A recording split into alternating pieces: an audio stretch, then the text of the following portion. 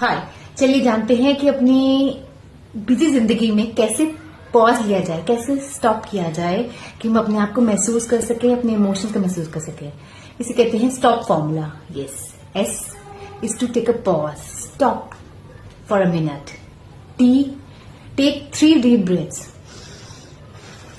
3 deep breaths. O, observe what's going in your mind. क्या चल क्या रहा है? क्या ओवर थिंकिंग तो नहीं है, एंजाइटी तो नहीं है, स्ट्रेस तो नहीं है, क्या चल रहा है?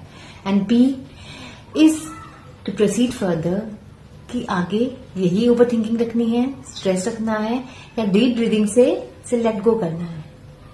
ये stop formula will help you to get connected with yourself, जो बहुत इंपॉर्टेंट है अपने इमोशन को एड्रेस करने के लिए कि आप पूरे दिन में कितने इमोशन से आते जाते हैं।